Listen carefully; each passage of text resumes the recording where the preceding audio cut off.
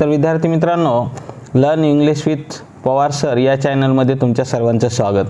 तर विद्यार्थी मित्रांनो, आज आपण क्लास 10चा द अल्केमी ऑफ नेचर हा एक जो लेसन आहे तो शिकणार आहोत। तर you know that the alchemy of nature, Alchemy of nature म्हणजे काय? तर अल्केमी म्हणजे काय? मिस्ट्रियस म्हणजे गूढ, आणि ऑफ नेचर म्हणजे निसर्गाचा चमत्कार। तर बघा, लक्षात घ्या विद्यार्थी मित्रांनो, जेव्हा तुम्ही निसर्गात जाता तेव्हा तुम्हाला अनेक गोष्टी चमत्कारिक या ठिकाणी दिसतील, आणि निसर्गामध्ये खरोखरच या ठिकाणी आपल्याला बऱ्याच गोष्टी चमत्कारिक असतात। जेव्हा आपण आपल्या डोळ्यांनी निसर्ग पाहतो तेव्हा आपल्याला खूप काही गोष्टी या ठिकाणी चमत्कारिक दिसतात। जर तुम्ही पाहिलं तर आपण या ठिकाणी स्वतःच्या हाताने अनेक फुलांना रंग देऊ शकत नाही। आपण फुलांचा वास या ठिकाणी वेगवेगळ्या प्रकारचा, आपल्याला प्रत्येक फुलाचा वास किंवा सुगंध आपल्याला वेगवेगळा दिसतो विद्यार्थी मित्रांनो, आणि सर्व गोष्टी आपल्याला जगामध्ये वेगवेगळ्या दिसतात। त्या या ठिकाणी निसर्गामध्ये खरोखरच या ठिकाणी चमत्कार आहे। जेव्हा आपण पाण्याकडे पाहतो, पाण्यामध्ये वेगवेगळ्या प्रकारचं या ठिकाणी आपण आकार जर पाहिले तरी आपल्याला आनंद वाटतो मित्रांनो। मग हे जे काही अल्केमी ऑफ नेचर आहे, निसर्गाचा हा जो चमत्कार आहे तो आपल्याला खरंच आल्हाददायक असतो। जंगलामध्ये गेल्यानंतर आपल्याला वेगवेगळ्या प्रकारचे झाडं दिसतात। आपण जर या ठिकाणी निसर्गामध्ये गेल्यानंतर आपल्याला वेगवेगळ्या प्रकारचे फुलं दिसतात, आणि या सर्व गोष्टीतून आपल्याला निसर्गाचा चमत्कार दिसतो विद्यार्थी मित्रांनो। तर बघा, अशा प्रकारे आपण हा लेसन आहे द अल्केमी ऑफ नेचर आता बघूया। तर here the first quotation is given there, and this quotation is written by William Blake. To see a word in a grain of sand and a heaven in a wildflower, hold infinity in the palm of your hand and eternity in an hour. So in this line the writer is talking that to see a word in a grain of sand, म्हणजे जे काही या ठिकाणी grain of sand म्हणजे या ठिकाणी एक वाळू आहे, वाळूचा एक कण आहे, त्या वाळूच्या एका कणामध्ये तुम्ही जग पाहू शकता। वाळूच्या एका कणामध्ये तुम्हाला या ठिकाणी जग दिसू शकतं। And to see a heaven in a wild flower, आणि एका रानटी अशा प्रकारच्या फुलामध्ये तुम्हाला स्वर्ग दिसू शकेल।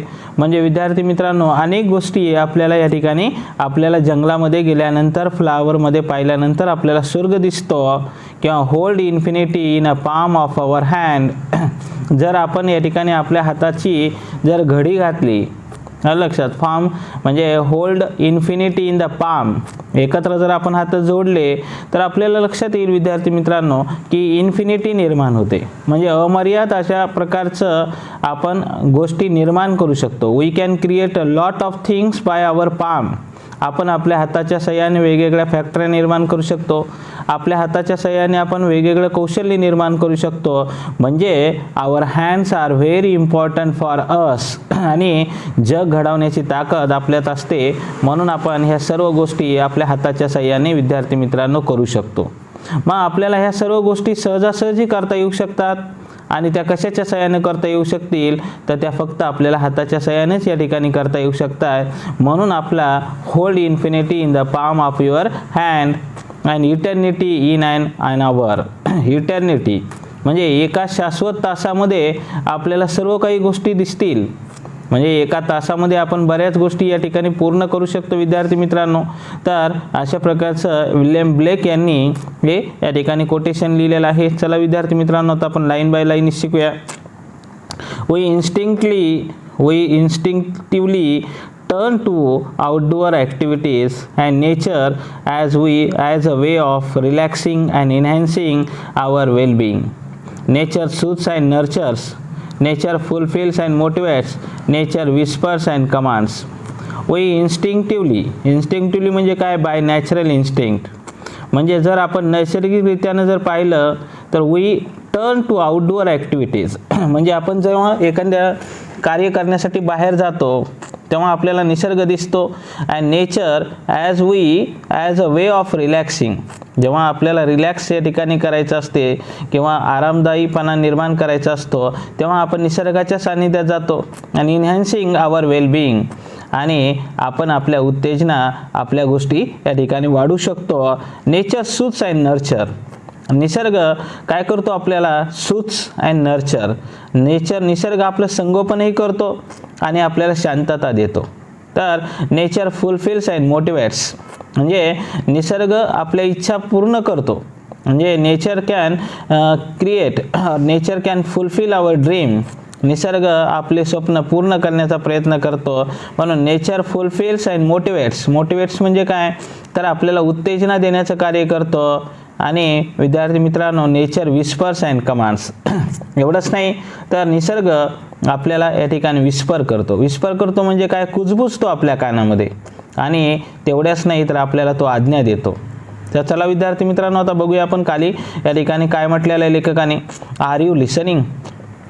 तुम्ही ऐकत आहात. आर यू लिसनिंग, तुम्ही ऐकत आहात. When I do it leaves me in a complete awe. म्हणजे a feeling of respect with a wonder. म्हणजे when I do it leaves me in a complete awe. जेव्हा मी निसर्गाच्या सान्निध्यामध्ये जातो, लेखक सांगत आहे की या ठिकाणी the writer is talking that when he does it leaves him in a complete awe. म्हणजे लेखकाला पूर्णपणे या ठिकाणी निसर्गाचा आदर वाटतो किंवा हा निसर्गाचा एक चमत्कार वाटतो. We have a hibiscus plant in our garden. Here the writer is talking that they have a hibiscus plants. म्हणजे त्यांच्याकडे एक हिबिस्कस नावाचं एक झाड होतं आणि जास्वंदाचं झाड. हिबिस्कस म्हणजे काय, जास्वंदाचं. तर they had a hibiscus plant in their garden. आणि त्यांच्या बागेमध्ये ते या ठिकाणी जास्वंदाचं या ठिकाणी फुलं होतं किंवा एक प्लांट होतं. आणि every fortnight a flower blooms on it. आणि प्रत्येक फोर्टनाईट म्हणजे काय, प्रत्येक पंधरवाड्यामध्ये. तर प्रत्येक पंधरवाड्याला म्हणजे 15 दिवसाला काय व्हायचं, फ्लावर ब्लूम्स ऑन इट. आणि त्याच्यावर एक फूल बहरायचं. Flower bloom on it. आणि एक फूल त्याच्यावर बहरायचं. Big bright and tender. आणि हाऊ वॉज दॅट, तर that was a big bright and tender. म्हणजे ते फूल कसं होतं, तर छोटंसं, तेजस्वी आणि नाजूक अशा प्रकारचं फूल होतं. Through the day it smiles with the sun and dances with the wind. आणि पूर्ण दिवसभर through the day it smiles म्हणजे that flower smiles with the sun. आणि सूर्याबरोबर ते चमकायचं, सूर्याबरोबर ते आनंद व्यक्त करायचं, हसायचं. And dances with the wind. आणि हवेबरोबर ते या ठिकाणी नाचायचं. बट ॲज इव्हनिंग अप्रोचेस, पण जशी जशी रात्र व्हायची तसं इट स्टार्ट्स विल्टिंग. विल्टिंग म्हणजे काय, टू ड्राय अँड ड्रूप. म्हणजे हळूहळू ते या ठिकाणी सुकून जायचं. तर बघा विद्यार्थी मित्रांनो, अशा प्रकारची पोझिशन या ठिकाणी त्या फुलाची होत असे. म्हणजे दिवसभर ते फूल या ठिकाणी सूर्याबरोबर राहत असे, वाऱ्याबरोबर डान्स करत असे आणि सूर्याबरोबर या ठिकाणी स्माइलिंग करत असे. बट ॲज इव्हनिंग अप्रोच, जशी जशी रात्र होत असे तर इट स्टार्ट्स विल्टिंग. विल्टिंग म्हणजे काय, टू ड्राय अँड ड्रूप. आणि हळूहळू ते सुकत असे. The morning after it withers completely. The morning after. आणि सकाळच्या नंतर इट विदर्स कम्प्लिटली. विदर्स म्हणजे काय, ड्राईज अप.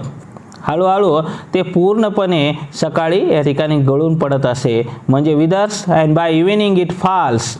आणि रात्री या ठिकाणी ते आपल्याला खाली पडत असे. And becomes one with the earth again. आणि पृथ्वीचा एक भाग बनत असे. म्हणजे तो या ठिकाणी पृथ्वीमध्ये सामावल्या जात असे. तर अशा प्रकारची त्या फुलाची अवस्था होती. That was the situation of that flower. आणि या ठिकाणी the flower comes to life only for a day. आणि ते जे फूल होतं ते फक्त एका दिवसाचं जीवन घेऊन आलेलं होतं. The flower comes to life only for a day. लक्षात, it is a simple present tense. The flowers comes to life only for a day. एका दिवसाचं जीवन. बघा लक्षात घ्या, that flower got a life a day. एका दिवसाचं जीवन त्याला मिळालं होतं. It does so in a full splendour. आणि जरी असं असलं तरी ते या ठिकाणी फुल स्प्लेंडरमध्ये जगलं होतं. स्प्लेंडर म्हणजे काय, ग्रँड अपीरन्स. अतिशय चांगलं भव्य अशा प्रकारचं जीवन त्यानं जगलेलं होतं. ते सूर्याबरोबर जगलं, या ठिकाणी वाऱ्याबरोबर जगलं आणि त्यानं आनंद आपल्या जीवनाचा घेतला होता.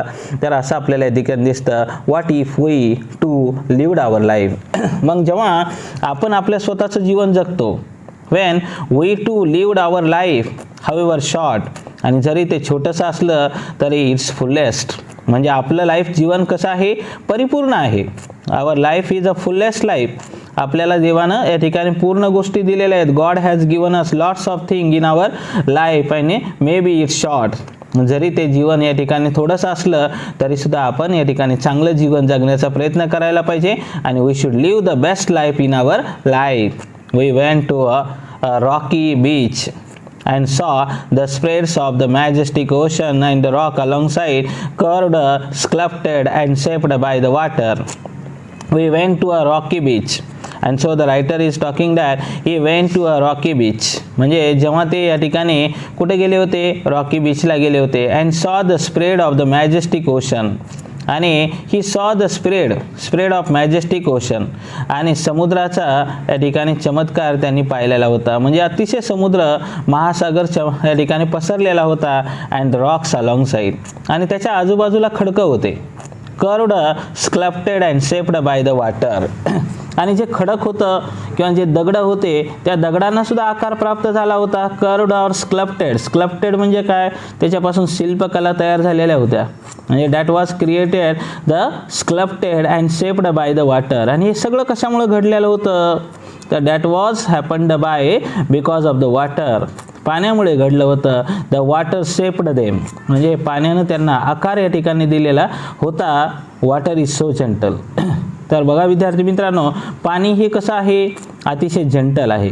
जंटल म्हणजे काय, कोमल आहे. Water is so gentle, rock is so hard. आणि खडक अतिशय कठीण आहे. It as the water flows over it every day. आणि जरी असं असलं तरीसुद्धा पाणी त्याच्यावर या ठिकाणी सातत्यानं पडलं. म्हणजे त्या दगडावर वर्षानुवर्ष ते पडत राहिलं आणि त्या पडण्यामुळे त्या दगडांना एक विशिष्ट आकार प्राप्त झाला. For years the rocks gives in, it takes the shape. आणि त्यामुळे त्यांना आकार प्राप्त झाला. That the water commands. आणि पाण्यानं त्यांना आज्ञा दिली की तुम्हाला आकार बदलावा लागेल. बघा लक्षात घ्या की वॉटर वॉज जंटल. पाणी कसं होतं, अतिशय या ठिकाणी कोमल होतं. पाणी अतिशय या ठिकाणी साधं होतं. पण आपल्याला या ठिकाणी असं जरी दिसत असलं तरीसुद्धा त्यांनी खडकाला सुद्धा आकार प्राप्त करून दिला. So our problems are so colossal मीन्स काय, एक्स्ट्रीमली लार्ज. जरी आपल्या समस्या या ठिकाणी खूप मोठ्या असल्या, our problems are so colossal म्हणजे आपल्या समस्या खूप मोठ्या येतात, एक्स्ट्रीमली लार्ज येतात. Our problems are extremely large and we are so small. आपण खूप लहान येतं आहे की नाही. आपण त्या समस्येच्या समोर खूप लहान असलो तरी आपण इफ वी प्रिस्ट जर आपण या ठिकाणी त्याचा पाठलाग केला तर we can fulfil our dream.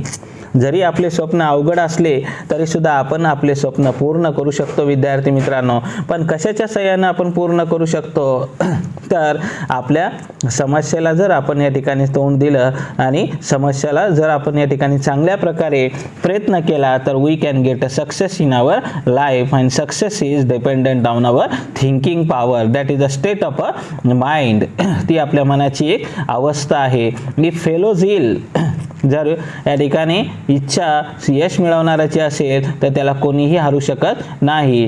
ज्याप्रमाणे या ठिकाणी आपण जर पक्षाकडे पाहिलं तर आपल्याला निसर्गातील चमत्कार दिसतो. पक्षामध्ये उडण्याची या ठिकाणी काय असते, ही आवड असते किंवा त्यांना उडण्याची इच्छा असते, म्हणून ते आकाशामध्ये कुठेही भरारी मारू शकतात. तशा प्रकारे आपण सुद्धा आपल्या जीवनातल्या अनेक समस्येला सामोरं जाऊन आपण पुढे जाऊ शकतो. तर बघा, वी सॉ small bits of grass peeping through the small cracks in a concrete pavement. And here another examples are given by the writer. Writer is talking that they saw small bits of grass. It is a simple past tense. They saw simple bits of grass. आणि त्यांनी एक छोटासा गवताचा तुकडा पाहिला. peeping through the small cracks in a concrete pavement. आणि ते कशातून येत होतं, तर जे काही या ठिकाणी सिमेंटचा रस्ता तयार केला होता त्या सिमेंटच्या रस्त्यातून ते डोकावत होतं. म्हणजे आता त्या सिमेंटच्या रस्त्यातून ते या ठिकाणी डोकावत होतं. म्हणजे लक्षात घ्या, सिमेंटमधून ते बाहेर डोकावण्याचा प्रयत्न करत होतं. It's lefts us thinking. आणि त्याच्यातून आमच्या मनामध्ये विचार निर्माण झाला, however impossible things may look. म्हणजे if we think that many things will be impossible for us. जरी आपल्याला वाटत असलं अनेक गोष्टी आपल्यासाठी कशा आहेत, अवघड आहेत. म्हणजे all things will be difficult, we think that. आपल्याला जरी असं वाटत असलं की अनेक गोष्टी अवघड आहेत, there is always an opening. पण कुठं ना कुठं तरी या ठिकाणी मार्ग मोकळा होत असतो, कुठं ना कुठं तरी त्याला सोल्युशन असतं. म्हणजे every problem has a solution. प्रत्येक समस्येला या ठिकाणी काय आहे, पर्याय आहे. प्रत्येक समस्येला उत्तर आहे विद्यार्थी मित्रांनो. म्हणून आपण जर प्रयत्न केले तर नक्कीच आपल्याला या ठिकाणी उत्तर मिळू शकतं. बघा नेक्स्ट एक्झाम्पल कवी सांगतोय की लेखक सांगत आहे की we saw a tree bare of all leaves in a cold winter months. We saw a tree, आम्ही एक झाड पाहिलं. म्हणजे they saw a tree bare of all leaves, म्हणजे त्याचे सगळे पानं पडले होते in the cold winter months. आणि या ठिकाणी जी काही या ठिकाणी कोल्ड विंटर मंथ होती. कोल्ड विंटर मंथ म्हणजे काय, तर या ठिकाणी हिवाळा होता आणि या हिवाळ्यामध्ये त्याचे सर्व पानं या ठिकाणी गळून पडलेले होते. We thought its chapter was over. आम्ही तेव्हा विचार केला की त्याचा चॅप्टर आता ओव्हर झाला आहे. ओव्हर झाला आहे म्हणजे काय, की आता सगळं काही संपलेलं आहे असं आम्हाला वाटलं होतं. म्हणजे the writer is talking that they thought its chapter was over. आणि जेव्हा झाडाचे पानं आम्ही पूर्णपणे पाहिलं की त्याचा आता चॅप्टर पूर्णपणे गळालेला आहे, पूर्णपणे संपलेला आहे असं वाटतं. जेव्हा आपल्याला असं वाटतं की एखाद्या माणसाचं पूर्ण काही संपलेलं आहे, त्याचा अर्थ तो या ठिकाणी आता मोठं होण्यासाठी तयार आहे. तुम्ही पाहिलं असेल की एक माणसानं या ठिकाणी त्याच्याकडे फॅक्टरी होती आणि त्याची फॅक्टरी जळून खाक झाली आणि त्याच्यानंतर त्याला विचारण्यात आलं की आता काय, तर त्यांना सांगितलं की आता नवीन सुरुवात. म्हणजे लक्षात घ्या की आपण जर या ठिकाणी चॅप्टर जरी संपला असला तरी आता आपल्याला नवीन सुरुवात करून परत आपल्याला या ठिकाणी उभारी घ्यावी लागते. म्हणजे we thought its chapter was over but 3 months passed.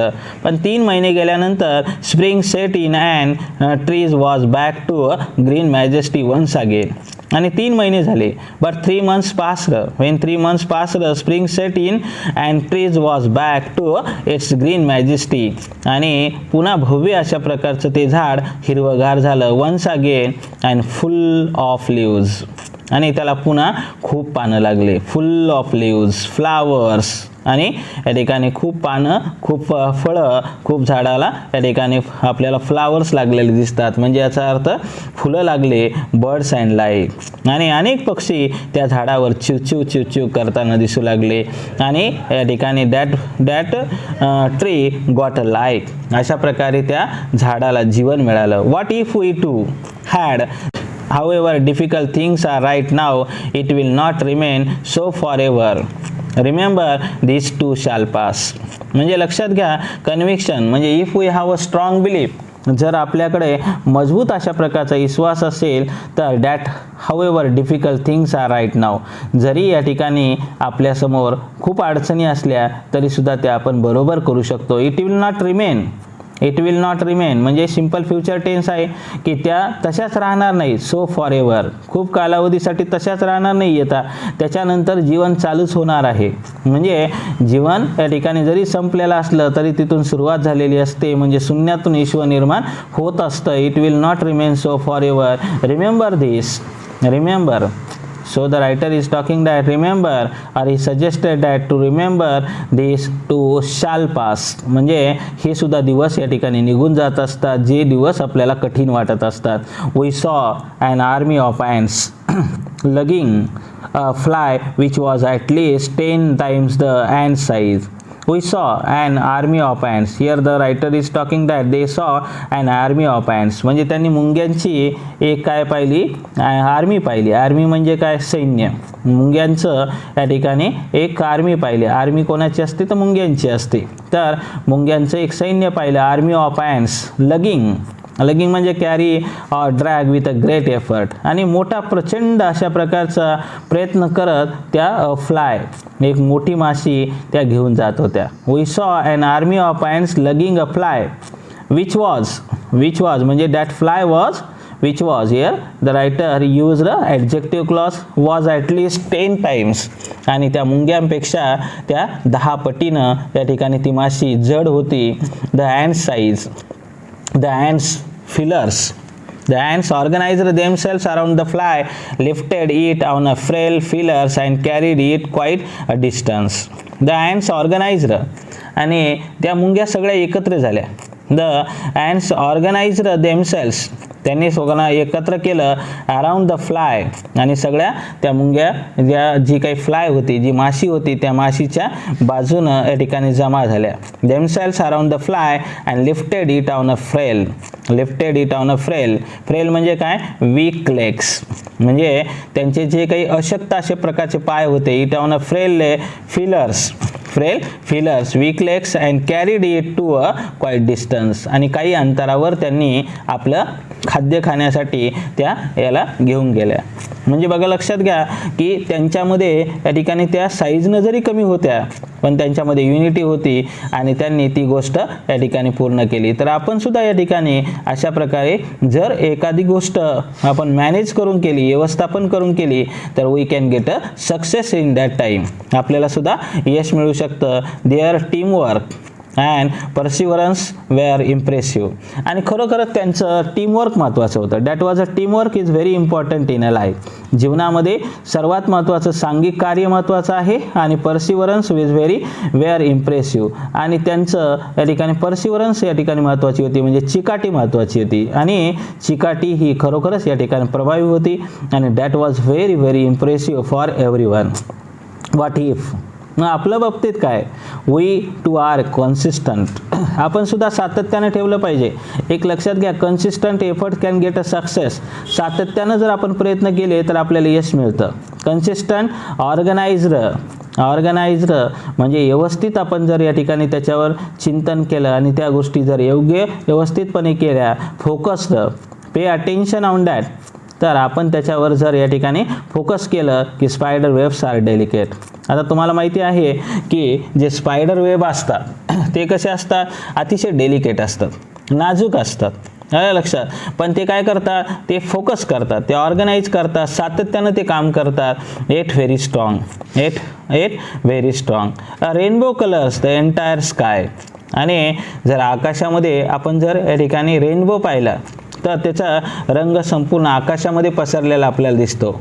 वयास्टर takes in a grain of sand, आणि oyster takes in a grain of sand they open up with a pearl. आणि oyster take in a grain of sand म्हणजे एक वाळूचा जो कण आहे तो जर वयास्टरमध्ये गेला तर दे ओपन, ते त्याला उघडतात, अँड विथ अ पर्ल, त्याच्यातून उघडल्यानंतर आपल्याला काय दिसतं? तर वी गॉट अ पर्ल, आपल्याला एक मोती सापडतो. म्हणजे लक्षात घ्या की अशा प्रकारच्या अनेक गोष्टीतून आपल्याला निसर्गातून वेगवेगळ्या गोष्टीचा चमत्कार पाहायला मिळतो. म्हणून innumerable stars shines across the infinite sky, and the sky is infinite. आकाश अमर्यादित आहे, आणि अमर्यादित आकाशामध्ये आपल्याला असंख्य, इन्युमरेबल म्हणजे काय? असंख्य तारे चमकताना दिसतात सगळीकडे. Clouds takes new shapes with every passing moment. आणि प्रत्येक क्षणाला आकाश वेगवेगळ्या प्रकारचा आकार या ठिकाणी घेताना दिसतं. तर विद्यार्थी मित्रांनो, तर आपण आकाशाकडे पाहिलं पाहिजे. आपण या ठिकाणी निसर्गातील प्रत्येक गोष्टीकडे लक्ष दिलं पाहिजे, आणि त्या ठिकाणातून आपण सायन्स शिकलं पाहिजे. त्या ठिकाणातून आपण निसर्गाचा चमत्कार शिकला पाहिजे. प्रत्येक गोष्ट आपल्याला काही ना काहीतरी देणारी आहे. म्हणून clouds takes new shape with every passing moment. आपण पुस्तकात झाडाचे पानं पाहण्यापेक्षा प्रत्यक्ष झाडाचे पानं या ठिकाणी बघितले पाहिजे. प्रत्यक्ष आपण या ठिकाणी निसर्गाचे फुलं बघितले पाहिजे. प्रत्येक फुलाचा आकार पाहिला पाहिजे. प्रत्येक फुलाचा सुगंध पाहिला पाहिजे. म्हणजे आपल्याला ढगाकडे पाहिल्यानंतर, आकाशाकडे पाहिल्यानंतर आपल्याला ढग कसे मुव्हिंग होतात ते दिसलं पाहिजे. Clouds takes a new shape with every passing moment. The wind makes tree dance. आणि वारा जो असतो तो झाडांना सुद्धा डान्स करायला लावतो. With a unhindered passion. Unhindered म्हणजे काय? Not hindered or obstructed. म्हणजे बेभानपणे झाडं सुद्धा वाऱ्याच्या तालावर नाचतात. आता तुम्ही पाहिलं असेल की वारा जर जोरात आला तर वारा काय करतो? झाडाला बेभानपणे डान्स करायला लावतो. हे लक्षात? म्हणजे त्यांना सुद्धा या ठिकाणी भान राहत नाही. The wind makes tree dance with unhindered passion. Unhindered म्हणजे काय? अतिशय या ठिकाणी बेभानपणे ते नाचतात. Water without hint of ego. आणि पाण्यामध्ये कुठल्याही प्रकारचा तुम्हाला अहंकार दिसत नाही. Water, water, you know that water without hint of ego. कुठेही अहंकार तुम्हाला सापडणार नाही. Changes is form according to the dictates of the sun and the wind. आणि या ठिकाणी जसं सूर्य आणि वारा यांच्याप्रमाणे तो या ठिकाणी बदलत असतो. चेंजेस इज फॉर्म, त्याचा आकार बदलतो. Changes is form according to the dictates of the sun and the wind. जसा वारा या ठिकाणी वाहतो, जसं सूर्य या ठिकाणी त्याला वागायला सांगतो, तो अहंकार सोडून पाणी आपला आकार बदलतो. म्हणजे तुम्हाला माहिती आहे की जर आपण या ठिकाणी की पाणी, सूर्य जर या ठिकाणी चमकदार असेल तर पाण्याची वाफ होते आणि त्याच्यातून आपल्याला या ठिकाणी पाऊस पडतो. We can get a rain, आहे की नाही, आपल्याला त्याच्यातून पाऊस मिळतो. म्हणजे वारा जर आपण पाहिलं तर जसं आपण पाण्याचा या ठिकाणी झोत असेल त्याप्रमाणे वाऱ्याप्रमाणे पाणी इकडं तिकडं वाहताना दिसतं, पण वाऱ्याला या ठिकाणी वारंसुद्धा पाण्याला इकडं तिकडं नेतं. म्हणजे याचा अर्थ की आपला जे काही वॉटर आहे ते काय करतं, आपला अहंकार सोडतं. म्हणजे लक्षात घ्या, जर पाण्यानं अहंकार सोडला नसता तर ह्या गोष्टी त्याला मिळू शकल्या नसत्या आणि आपल्याला पाऊस मिळू शकला नसता. म्हणून लक्षात घ्या, प्रत्येक माणसाने आपल्या जीवनातला या ठिकाणी अहंकार सोडला पाहिजे आणि पाण्याप्रमाणे आपण जगलं पाहिजे. पाणी हे कोणाचा या ठिकाणी भेदभाव करतं का मित्रांनो? नाही. तुम्ही जर नदीवर गेलात तर सर्वांना ते पाणी देतं.